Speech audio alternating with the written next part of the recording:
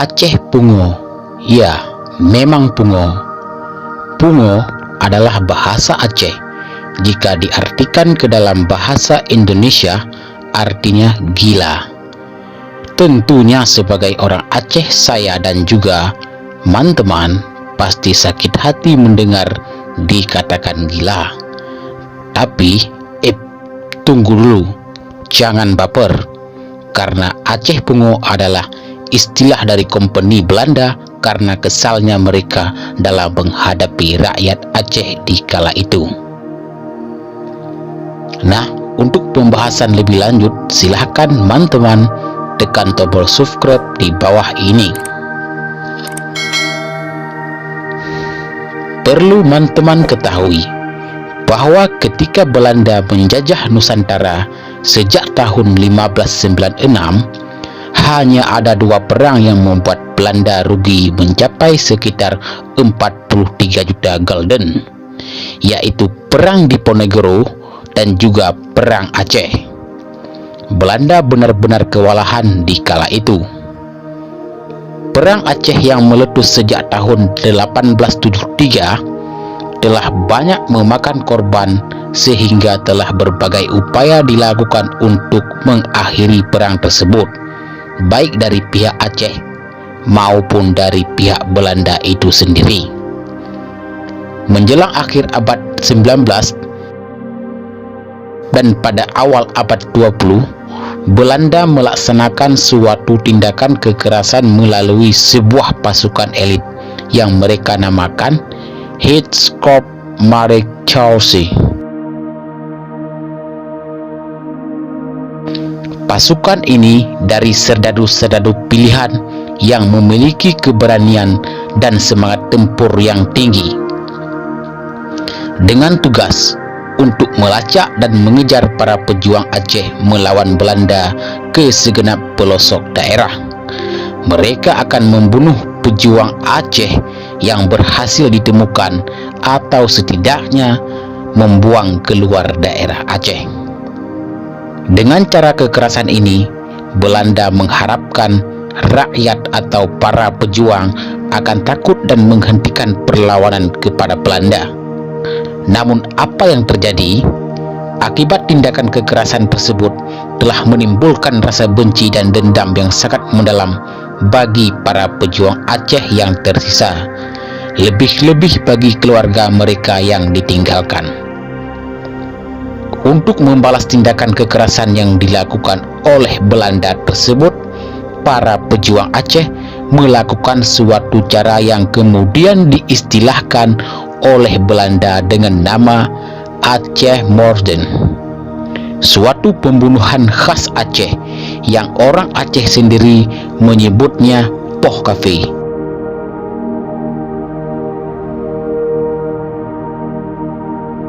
Di sini para pejuang Aceh tidak lagi melakukan peperangan secara berkelompok, tetapi secara perseorangan.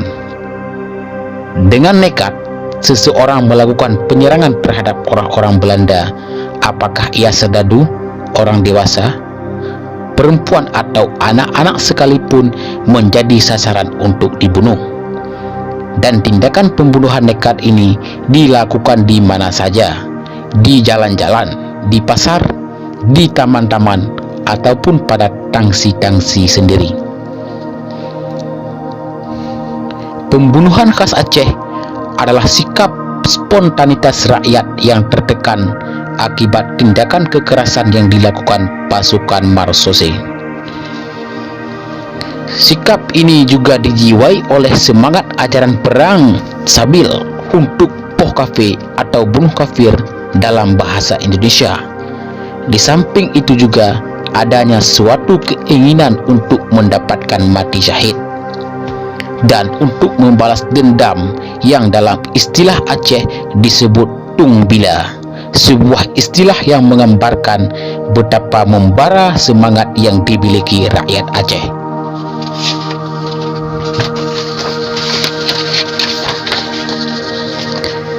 Akibat adanya pembunuhan nekat yang dilakukan rakyat Aceh tersebut, menyebabkan para pejabat Belanda yang akan ditugaskan ke Aceh berpikir berkali-kali dan ada di antara mereka yang tidak mau mengikut sertakan anak istrinya bila bertugas ke Aceh.